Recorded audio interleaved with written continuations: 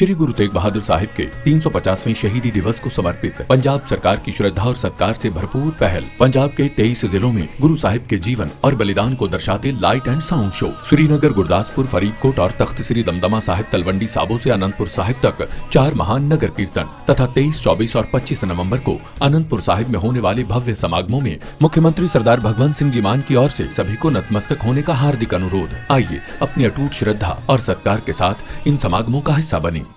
Over the last 2 years, in response to shipping attacks and rising incidents of piracy in the Western Arabian Sea, the Indian Navy has deployed over 35 ships in the region, carried out more than 1,000 boarding operations, and has responded to over 35 incidents.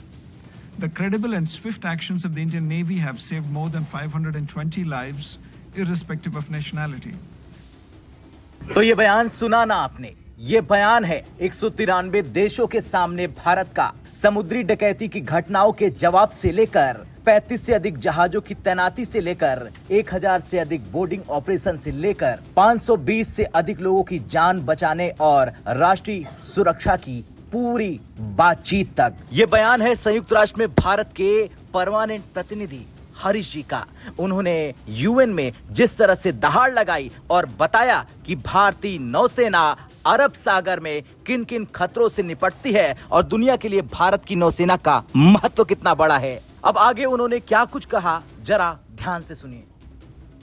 Over the last 2 years, in response to shipping attacks and rising incidents of piracy in the Western Arabian Sea, the Indian Navy has deployed over 35 ships in the region, carried out more than 1,000 boarding operations, and has responded to over 35 incidents. The credible and swift actions of the Indian Navy have saved more than 520 lives, irrespective of nationality. Since November 2023, the Indian Navy has safely escorted over 367 merchant vessels carrying over 14.7 million metric tons of cargo valued at over $6.3 billion. India's decisive action in the liberation of MV Ruin from Somali pirates and the rescue of crew members demonstrated India's commitment to safeguarding seafarers irrespective of their flag and nationality. Indian seafarers serving on the Marlin Luanda showed exceptional courage in the face of a missile attack in the Gulf of Aden and were recognized with the IMO Bravery Award, while the Indian Navy received an IMO Commendation for this operation. India's Information Fusion Center in the Indian Ocean region.